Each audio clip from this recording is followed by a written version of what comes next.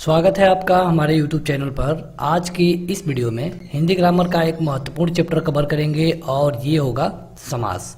जैसा कि आप जानते हैं कि समास एक हिंदी ग्रामर का महत्वपूर्ण चैप्टर है, तो आज की इस वीडियो में इसी को कवर करेंगे अच्छे तरीके से। और ये वीडियो उन सभी एग्जामों के लिए महत्वपूर्ण होगी जहाँ पर हिंदी ग्रामर के क्वेश्चन पूछे जाते हैं। तो चलिए बिना देर किए ये वीडियो शुरू करें। उससे पहले आप इस वीडियो को ज़रूर लाइक कर दें। वीडियो शुरू करने से पहले आपको बता दें कि इसके साथ और इसके पहले हिंदी ग्रामर के और भी जो पार्ट ऑलरेडी अपलोड है, जैसे कि संज्ञा और सर्वनाम, क्रिया, कारक, प्रत्यय, उन सबको आप देख सकते हैं। उनका लिंक आपको इस वीडियो के डिस्क्रिप्शन में मिल जाएगा। आज की इस वीडियो में बात करने के समास के बारे में। समास मतलब होता है संक्षिप्तीकरण, मतलब कि उसको छोटा कर देना। और समास में होता क्या है कि शब्द मिल करके तीसरा शब्द बनाते हैं, दो शब्द मिल करके तीसरा कोई शब्द बनाते हैं। मतलब कि अगर आप यहाँ देखेंगे कि यहाँ पे शब्दों का मेल होके कोई तीसरा शब्द बन रहा है, लेकिन अगर इसी तरह की एक कंडीशन होती है संधि में भी, कई बार आपसे पूछा जाता है, तो संधि में क्या होता है कि वर्णों का मेल होता है। वर्ण मतलब कि क, ख, ग, तो संधि में वर्णों का मेल होता है और समास में शब्दों का मेल होता है। ये डिफरेंस है, समास में शब्दों का मेल होता है। समास में अक्सर आप देखेंगे कि दो शब्द होते हैं, तो पहले वाले को प्राथमिक कहेंगे, दूसरे वाले को द्वितीयक शब्द आप कह सकते हैं। आगे बढ़ते हैं तो सबसे पहले और क्वेश्चन पूछा जाता है समास के भेद के बारे में। तो समास के 6 प्रकार होते हैं, समास के 6 भेद होते हैं, जिसमें से पहला है अव्ययी भाव समास, तत्पुरुष समास, तीसरा कर्मधारय, चौथा द्विगु, पांचवा द्वंद्व और छठवां है बहुव्रीहि। आपको ये नंबरिंग नहीं याद रखनी है, बस आपको याद रखना है कि समास 6 होते हैं। कौन कौन होते हैं ये आपसे परीक्षा में पूछा जा सकता है। अब देखेंगे पहले समास के बारे में, जो कि होता है अव्ययी भाव समास। अव्ययी भाव समास में होता क्या है कि इसका पहला जो शब्द होता है, जैसे हमने आपको बताया कि 2 शब्द होंगे, तो इसमें जो पहला शब्द होगा ये प्रधान होगा और ये अव्यय होगा। अव्यय क्या होता है, तो अव्यय के बारे में ज़्यादा जानकारी के लिए आप अव्यय वाली वीडियो देख सकते हैं। लेकिन आपको थोड़ा सा बता दें कि ऐसे शब्द जिनका लिंग, वचन और कारक से कोई फर्क नहीं पड़ता है उन्हें हम कहते हैं अव्यय। जैसे कि यहाँ पे आप देखेंगे यथाशक्ति, यथाक्रम, प्रतिदिन, प्रतिवर्ष, आजन्म, तो इन तरह के शब्द जहाँ पर भी जिस समास में भी आएंगे वो होगा अव्ययी भाव समास। अव्ययी भाव समास को याद रखने का बस एक ही तरीका है, ये कुछ शब्दों को याद रख लीजिए। यथा, प्रति, आ, तो जहाँ पर भी ये शब्द आ जाए, यथा आ जाए, प्रति आ जाए या फिर आ जाए, वहाँ पे होता है अव्ययी भाव समास। वीडियो में बने रहिए। वीडियो के लास्ट में जब आपके सामने एक्सरसाइज आएगा तो आपको पता चलेगा कि एग्जाम में कैसे क्वेश्चन पूछे जाते हैं। अगला है तत्पुरुष समास। तो देखेंगे तत्पुरुष समास के बारे में। तो तत्पुरुष समास आप देखेंगे कि ये दूसरा समास है और इसमें क्या होता है कि दूसरा पद प्रधान होता है। जैसे कि हमने आपको शुरू में ही बताया था कि 2 पद होंगे, 2 शब्द होंगे, तो इसमें से दूसरा वाला जो पद होता है ये प्रधान होता है। इनके बीच में एक विभक्ति का प्रयोग होगा।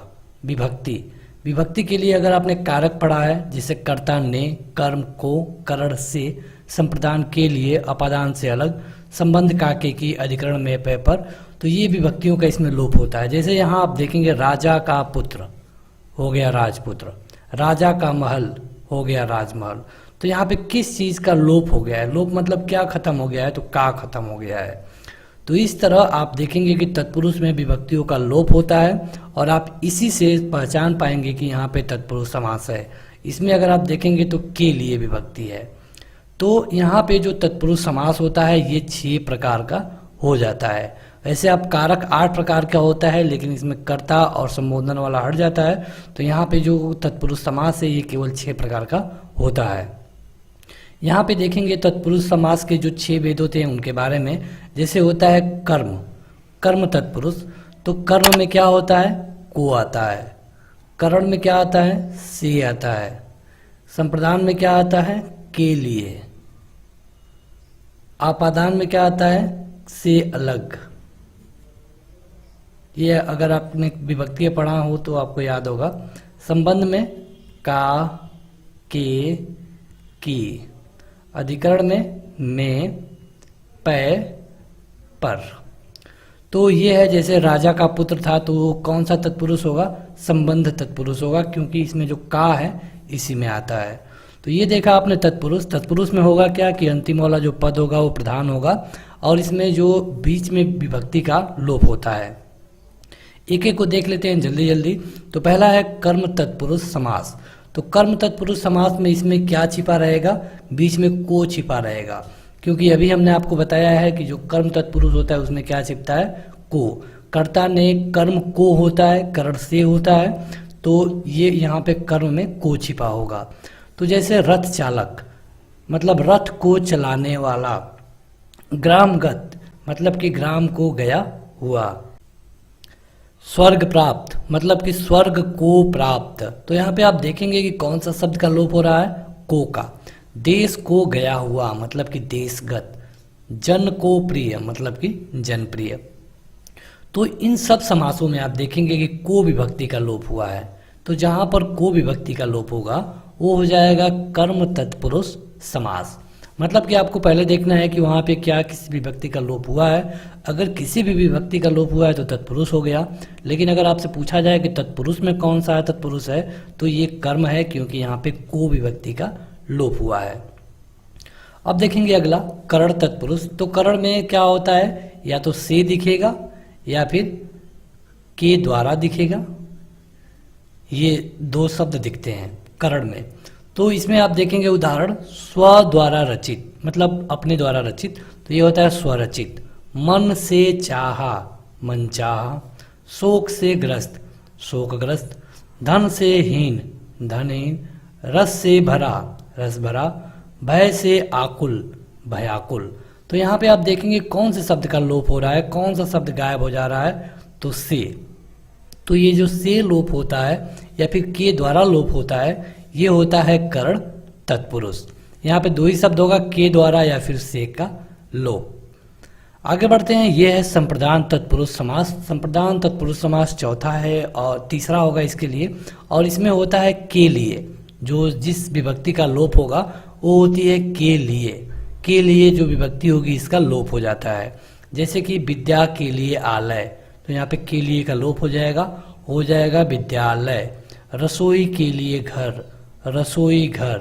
विश्राम के लिए गृह, विश्राम गृह। प्रयोग के लिए शाला, प्रयोगशाला। देश के लिए भक्ति, देशभक्ति। तो यहाँ पे कौन सी विभक्ति का लोप हो रहा है, के लिए। तो जहाँ पे के लिए विभक्ति का लोप होगा वो होगा संप्रदान तत्पुरुष समास। देखिए जरूरी है कि इसके लिए आपने अगर कारक वाले वीडियो नहीं देखा है तो इस वीडियो का डिस्क्रिप्शन चेक करिए, वहाँ पे आपको कारक वाली वीडियो मिल जाएगी, तो वहाँ से आपको ज़्यादा समझ में आ जाएगा। बढ़ते हैं अगले तत्पुरुष समास की तरफ, और ये है आपादान तत्पुरुष समास। आपादान में क्या होता है कि आपको से ही देखने को मिलता है। करण में भी आपने देखा कि आपको से ही देखने को मिलता था। तो आपादान और करण में डिफरेंस ये है कि इसमें के द्वारा का मतलब समझ में आता है, जैसे कि उसके द्वारा काम हो रहा है। लेकिन जो आपादान में से आता है, इससे ये पता चलता है कि उससे अलग होने की बात की गई है। तो जैसे पाप से मुक्त, जैसे पाप से अलग हो रहा है, तो यहाँ पर भी से का विलोम हो जाएगा, लोप हो जाएगा, तो ये होगा पाप मुक्त। देश से निकाला, देश निकाला। पथ से भ्रष्ट, पथ भ्रष्ट। पद से च्युत, पद च्युत। रोग से मुक्त, रोग मुक्त। तो यहाँ पे आप देखेंगे कि से विभक्ति का ही लोप हो रहा है। तो आपको मतलब कि इसका अर्थ समझने में सावधानी बरतनी होगी। केवल से देखकर आप इसका अर्थ नहीं बता सकते कि से तो करण का भी होता है और अपादान का भी होता है, तो इसलिए जरूरी है कि आप इसका अर्थ समझें। पद से हटाना मतलब अलग किया जा रहा है। रोग से मुक्त मतलब रोग से अलग हो रहा है। पद से भ्रष्ट मतलब पद से अलग हो रहा है। देश से निकाला मतलब कि देश से निकाला जा रहा है। तो जहाँ पे दूर होने वाली बात आए और वहाँ पे से विभक्ति हो, तो यहाँ पे होता है आपादान तत्पुरुष समास। बढ़ते हैं आगे, अगला है संबंध तत्पुरुष समास।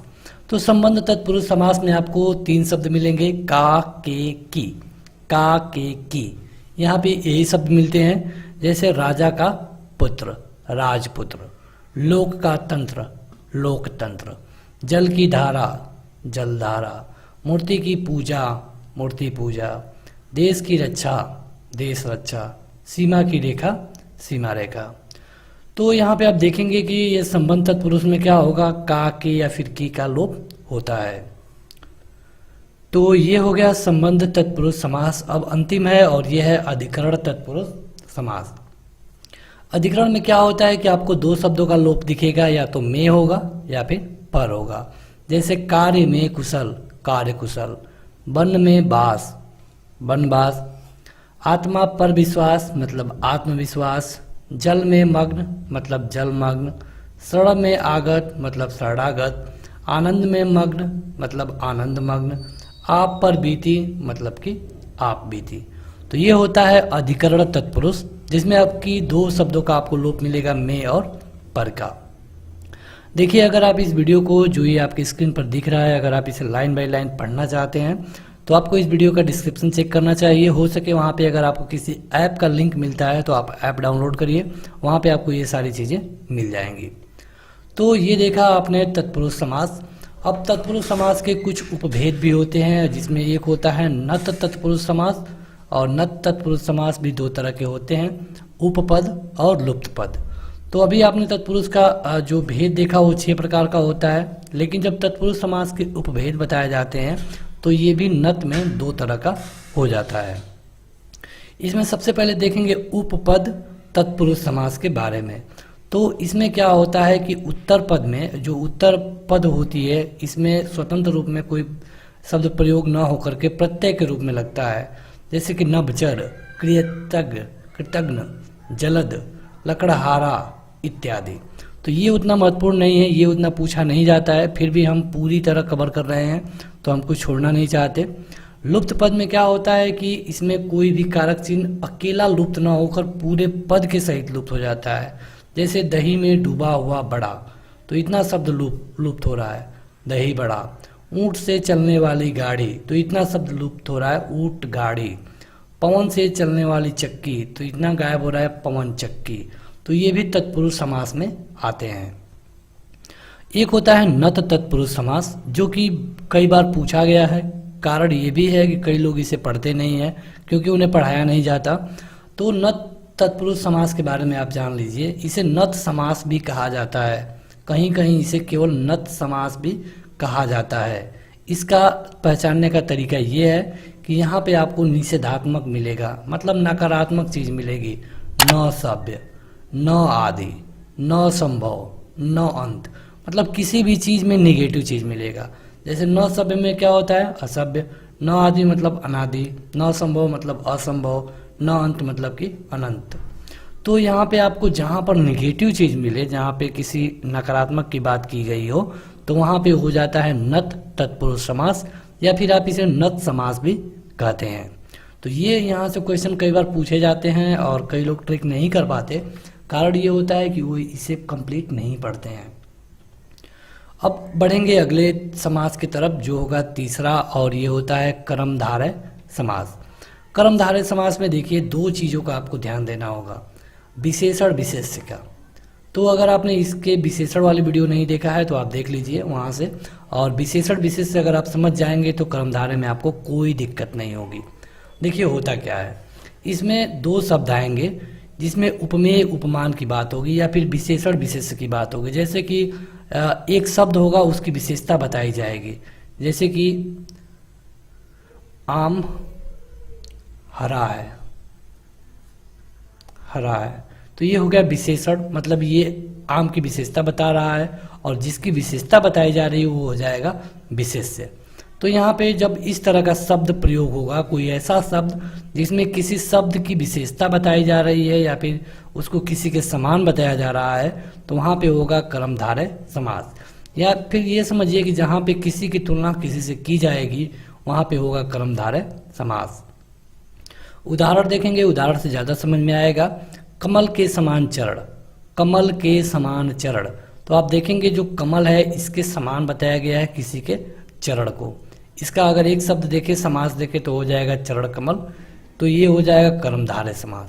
नीला है जो गगन, जो गगन है उसको नीला के समकक्ष बताया गया है, ये हो जाएगा नील गगन। चंद्र जैसा मुख, चंद्रमुख। पीत है जो अंबर, मतलब कि कोई आकाश है और वो पीला है, चाहे जो कोई कपड़ा है वो पीला है जो, तो इसे हम पीतांबर कहेंगे। महान है जो आत्मा, महात्मा। लाल है जो मणि, लाल मणि। महान है जो देव, मतलब कि महादेव।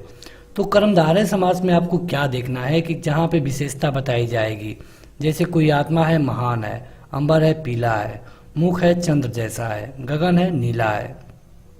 तो इस तरह को पहचानने का सबसे बेहतरीन तरीका ये हो सकता है कि आपको ज़्यादा से ज़्यादा शब्दों का एक्सरसाइज करना होगा। तो इस तरह कर्मधारय में उपमेय उपमान या फिर विशेषण विशेष्य की देख करके आपको ट्रिक करना होगा।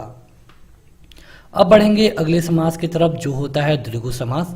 और द्विगु समास का पहचानने का सबसे अच्छा तरीका ये है कि इसमें क्या होता है कि जो पहला पद होता है ये संख्यावाचक होता है, संख्यावाचक होता है। संख्यावाचक का मतलब 1 2 3 4 5 20 50, तो इस तरह जो पहला पद होगा वो संख्यावाचक होगा। तो जहाँ पर भी संख्यावाचक का बात समझ में आती है वहाँ पे आप द्विगु समास को ट्रिक कर सकते हैं। जैसे नवग्रह, मतलब कि 9 ग्रहों का समूह, तो यहाँ पे क्या आ गया 9, तो क्या हो गया ये द्विगु समास। 2 पहरों का समाहार, मतलब कि दोपहर, तो यहाँ पे जो शब्द आया 2 आया है, यानी कि हो गया द्विगु समास। 3 वेड़ियों का समूह, मतलब कि त्रिवेणी, यहाँ पे 3 की बात की गई है, ट्री कहा गया है, यानी कि द्विगु समास। 5 तंत्रों का समूह, मतलब कि पंचतंत्र, यहाँ पर भी 5 आया है, तो ये हो गया द्विगु समास। 3 लोकों का समाहार, मतलब त्रिलोक, तो यहाँ पर भी हो गया द्विगु समास। 100 शब्दों का समूह, मतलब कि शताब्दी, तो ये हो गया द्विगु समास। यानी कि जहाँ पे नंबरिंग आ जाएगा वहाँ पे हो जाता है द्विगु समास। अब देखेंगे द्वंद्व समास के बारे में। तो द्वंद्व समास में क्या होता है कि जो दोनों पद होते हैं दोनों प्रधान होते हैं, जैसे कि माता पिता, माता पिता, जो दोनों शब्द होंगे ये दोनों शब्द प्रधान होंगे। माता पिता को अगर आप लिख सकते हैं इस तरह, माता और पिता, तो ये दोनों शब्द प्रधान होते हैं। तो इसमें बस आपको यही देखना है कि इसको पहचानने का तरीका ये है कि बीच में आपको हाइफन मिल जाता है, दोनों शब्द अलग अलग होना जरूरी है। ऐसा नहीं कि एक ही हो। अगर हर इस तरह दिया हो तो ये अव्ययी भाव समास हो जाएगा, क्योंकि प्रत्येक हर की बात की गई है। लेकिन अगर यहाँ पे दोनों शब्द अलग अलग हैं और बीच में हाइफन से जुड़े हैं तो ये द्वंद्व समास होता है। द्वंद्व समास में दोनों पद अक्सर देखा जाता है कि विलोम होते हैं एक दूसरे के, लेकिन हर बार ये विलोम नहीं होते हैं, इसलिए आपको विलोम वाले ट्रिक लेके नहीं चलना है। जैसे जल और वायु, मतलब कि जलवायु, यहाँ पे देखिए दोनों शब्द हैं। पाप और पुण्य, मतलब कि पाप पुण्य। नर और नारी, मतलब कि नर नारी। गुण और दोष, मतलब कि गुण दोष। देश और विदेश, मतलब कि देश विदेश। तो कई बार ये विलोम होते हैं लेकिन बार बार नहीं होते हैं। जरूरी है कि आप इसे इस तरह पहचानिए कि इसमें 2 शब्द हैं और दोनों अपने अपने जगह प्रधान हैं। अब देखेंगे अंतिम समास के बारे में, और ये है बहुब्रीहि समास। बहुब्रीहि समास में होता क्या है कि इसमें 2 शब्द तो मिलते हैं, 2 शब्द तो मिलते हैं, लेकिन ये दोनों शब्द मिलकर कोई तीसरा शब्द बना देते हैं जो इनसे बिल्कुल अलग होता है, इसमें इनका कोई मतलब भी नहीं होता है। तो जब इस तरह की कंडीशन आए कि जब जो तीसरा शब्द बने ये किसी और की तरफ डिनोट करे, मतलब किसी और की तरफ इशारा करे, तो वहाँ पे हो जाएगा बहुब्रीहि समास। क्योंकि आप समास में देखते आ रहे हैं कि हर जगह तीसरा शब्द बन रहा है, लेकिन ये तीसरा शब्द किसी और की तरफ जब इशारा करने लगेगा तो वहाँ पे हो जाएगा बहुब्रीहि समास। जैसे कि अगर बात की जाए लंबोदर की, लंबोदर, तो ये हो जा सकता है लंबा है जिसका उदर, लेकिन लंबोदर कहने पे हमारे दिमाग में क्या आ जाता है, गणेश जी। अगर आ जाता है दशानन, मतलब जिसके पास 10 सिर हों, लेकिन दशानन कहने का क्या मतलब है, रावण, केवल रावण को ही हम दशानन कहते हैं। तो इस तरह जब तीसरा शब्द बने लेकिन उसका जो अर्थ है वो किसी और के बारे में बताने लगे, तो इस तरह को हम कहेंगे बहुब्रीहि समास। जैसे गज का आनन है जिसका, गजानन। परीक्षा में आपसे सीधे पूछा जाएगा नीलकंठ में कौन सा समास है, तो आपको ये जानना होगा कि इसका अर्थ होता है नीला है कंठ जिसका। ये आपको अपने मन से करना है, परीक्षा में कभी ये नहीं दिया जाएगा। परीक्षा में हमेशा इधर वाला ये दिया जाएगा, चतुर्भुज को बताइए कि ये क्या है, कौन सा समास है। तो नीला है कंठ जिसका, तो बात हो रही है शिव की। लंबोदर, लंबोदर मतलब लंबा है जिसका उधर, तो ये किसका है, गणेश जी का, तो इनको हम लंबोदर कहते हैं। दशानन, 10 है आनंद जिसके, यानी कि रावण। चतुर्भुज, 4 भुजाओं वाला बिछड़ो। पीताम्बर, पीले हैं वस्त्र जिसके, यानी कि कृष्ण। चक्रधर मतलब चक्र को धारण करने वाला, यानी कि बिछड़ो। तो जहाँ पे कोई तीसरा शब्द ऐसा आएगा जो कि किसी और के तरफ डिनोट करे, किसी और के तरफ इशारा करे, तो वो हो जाते हैं बहुब्रीहि समास। यहाँ पे थोड़ी बहुत कन्फ्यूजन भी होगी, कई ऐसे भी समास हैं जहाँ पे आपको कन्फ्यूजन होगा, तो हम बता देते हैं। पहला कन्फ्यूजन होता है कर्मधारय समास और बहुब्रीहि समास में। जैसे अगर आप एक शब्द ले लेते हैं नीलकंठ, नीलकंठ, तो अगर इसका आप विच्छेद करते हैं तो पहला विच्छेद होता है नीला है जिसका कंठ, यानी कि नीला है जिसका कंठ। अब किसी के बारे में बात हो रही है तो ये क्या हो जाएगा, ये हो जाएगा बहुब्रीहि, क्योंकि जब किसी तीसरे के बारे में बात होगी, क्योंकि ये भगवान शंकर के बारे में बात हो रही है, तो यहाँ पे ये बहुब्रीहि समास हो जाएगा। लेकिन अगर कहा जाए कि नीला है कंठ, अगर इसका हम संधि विच्छेदी समास विच्छेदीय करें, नीला है कंठ, मतलब कि विशेषता बताई गई है कंठ की कि वो कंठ कैसा है, नीला है। तो जहाँ पे विशेषता बताने वाली बात आती है वहाँ पे क्या होगा, कर्मधारय समास होगा। यानी कि आप देख सकते हैं एक ही चीज, एक ही शब्द जो नीलकंठ है, एक बार कर्मधारय भी है और एक बार बहुब्रीहि भी है। तो वहाँ पे जैसे कि आपको परीक्षा में अब क्या करना है, तो परीक्षा में आपको सबसे पहले ऑप्शन पे ध्यान देना होगा। कई बार ये होता है कि दोनों ऑप्शन एक साथ नहीं मिलते हैं, जब ऐसा विवाद वाला क्वेश्चन होगा तो वहाँ पे दोनों ऑप्शन आपको एक साथ नहीं मिलेंगे। अगर मिलता भी है तो आपको क्वेश्चन कुछ अलग तरीके से दिखाया जाएगा। जैसे कि नीलकंठ ने, देखिए अगर यहाँ पे ये हो कि नीलकंठ ने आशीर्वाद दिया, आशीर्वाद दिया, अगर ये वाक्य हो कि नीलकंठ ने आशीर्वाद दिया, तो जाहिर सी बात है कि इस नीलकंठ ने आशीर्वाद दिया, अगर एक पूरा वाक्य दिया गया है और पूछ रहा है कि इसमें नीलकंठ में कौन सी समास है, तो 100% ये बहुब्रीहि है। बहुब्रीहि क्यों है, क्योंकि ये किसी व्यक्ति के बारे में बात की गई है, और जो ये व्यक्ति है बस एक ही व्यक्ति है, भगवान शंकर को हम नीलकंठ कहते हैं। तो यहाँ पे आपको समझना होगा कि यहाँ पे किसके बारे में बात की गई है। केवल पूछ लेगा कि नीलकंठ में कौन सा समास है, तब तो आपको ऑप्शन पे डिपेंड होना होगा। ऑप्शन में कर्मधारय और बहुब्रीहि में दोनों में से एक ही मिलेगा। लेकिन अगर इस तरह वाक्य दे देता है कि नीलकंठ ने आशीर्वाद दिया, नीलकंठ ने डांस किया, नीलकंठ ने डमरू उठाया, तो वहाँ पे नीलकंठ का मतलब किसी व्यक्ति के बारे में बात हो रही है, और नीलकंठ कौन व्यक्ति है, केवल भगवान शंकर, तो ये हो जाएगा बहुब्रीहि समास। तो आपको ऑप्शन पे कई जगह ध्यान देना होगा और कई जगह आपको जो शब्द दिया गया है उस पर भी ध्यान देना होता है। अब इसी तरह एक कन्फ्यूजन आती है द्विगु समास और बहुब्रीहि समास में। द्विगु में आपने क्या देखा, नंबर आते हैं, जो पहला शब्द होगा संख्यावाचक होगा 1 2 3 4, और बहुब्रीहि में आपने क्या देखा कि किसी और के तरफ संकेत करता है। जैसे बात हो रही है चतुर्भुज की, चतुर्भुज मतलब अगर आप इसका संधि विच्छेद करें 4 भुजाओं का समूह, 4 भुजाओं का समूह, तो हम चतुर्भुज कहेंगे। तो ये हो जाएगा द्विगु समास। और द्विगु क्यों, द्विगु इसलिए क्योंकि यहाँ पे 4 भुजाओं की बात की गई है, तो ये हो गया द्विगु समास।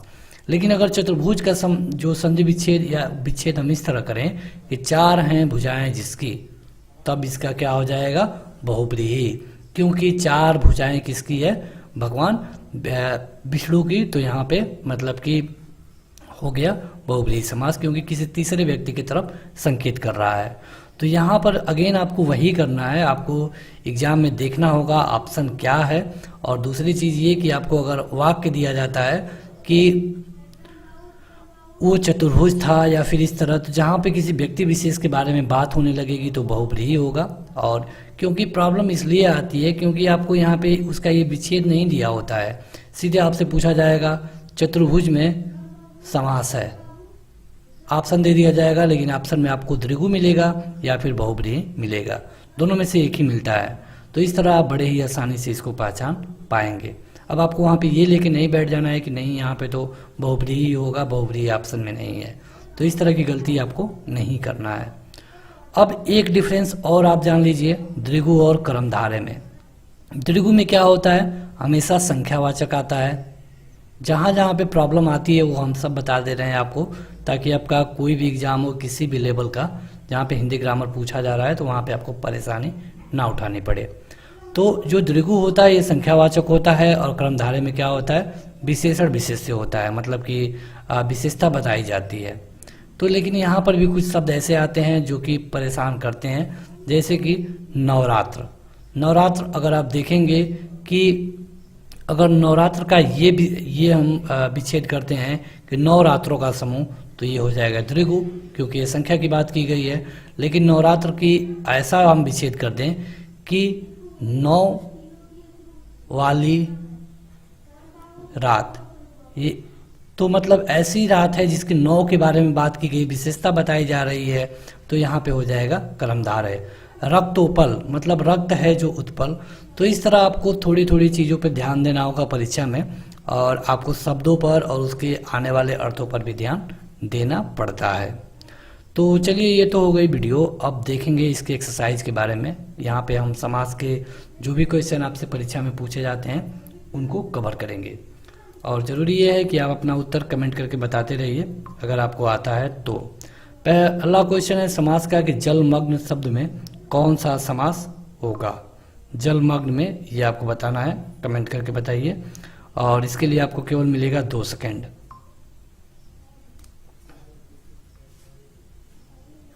तो जलमग्न में आप देखेंगे कि इसका अगर आप संधि विच्छेद करेंगे तो सही उत्तर होगा जल में मग्न। जल में मग्न यानी कि ये हो जाएगा तत्पुरुष समास। अगर ये पूछ लिया जाए यहाँ पे कि ये तत्पुरुष में कौन सा तत्पुरुष है, क्योंकि आपने देखा तत्पुरुष में 6 समास होते हैं, तो तत्पुरुष में कौन सा समास है अगर ये पूछ लिया जाए तो यहाँ पे आप शब्द देखिए, जल में मग्न। तो में किस में आता है, तो में पर। ये किस में आता है, अधिकरण में। अधिकरण में यानी हो जाएगा अधिकरण तत्पुरुष समास। इसके लिए एग्जैक्ट उत्तर होगा अधिकरण तत्पुरुष समास, ये होगा जलमग्न का। अगला है कि जिस समास में दूसरा शब्द प्रधान रहता है उसे हम क्या कहते हैं, मतलब कि जिसमें दूसरा वाला पद प्रधान हो।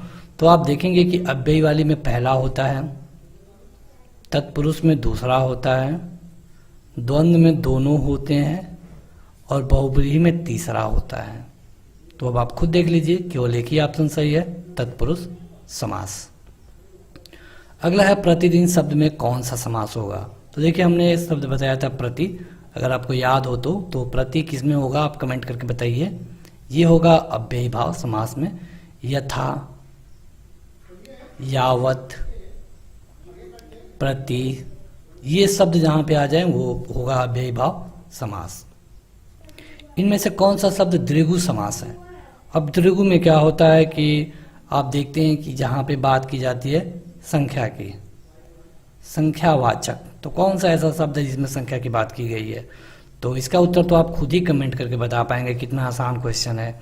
तो आप कमेंट करके बताइए, सही उत्तर होगा चतुर्भुज, क्योंकि यहाँ पर ही संख्या की बात की गई है, बाकी और कहीं संख्या की बात नहीं की गई है। जिसमें कोई पद प्रधान नहीं होता है और जिसका अन्य अर्थ प्रधान होता है, मतलब तीसरा अर्थ प्रधान हो जाए, तो तीसरा वाला किस में आता है, जहाँ पे किसी तीसरे की तरफ संकेत की बात आती है, उसे हम क्या कहते हैं। तो कमेंट करते रहिए, जो लोग ऑफलाइन भी देख रहे हैं वो भी कमेंट करते रहें। सही उत्तर होगा बहुब्रीहि समास। तो बहुब्रीहि समास होगा क्योंकि इसमें आपने देखा लंबोदर, गजानन, इस तरह के शब्द आते हैं। ब्रजपाणी, ब्रजपाणी में कौन सा समास है, ब्रजपाणी।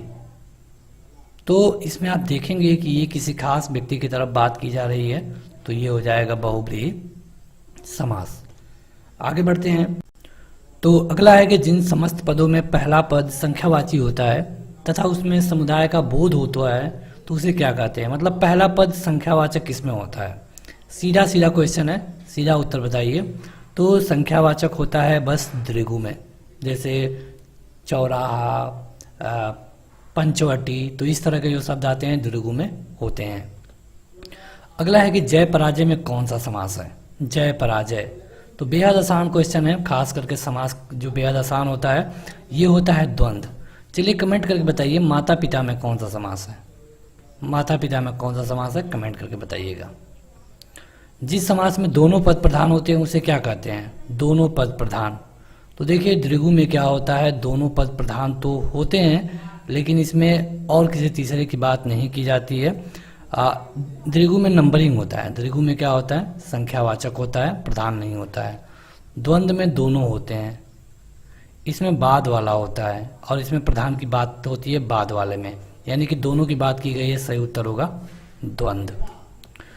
तो बस आज के इस वीडियो में इतना ही। आप इस वीडियो को लाइक करने के साथ अपने दोस्तों में ज़रूर शेयर करिए और इसके और भी पार्ट ऑलरेडी अपलोड है, लिंक इस वीडियो के डिस्क्रिप्शन में मिल जाएगा। तो इस वीडियो को लाइक करिए और अपने दोस्तों में ज़रूर शेयर करिए। Thank you.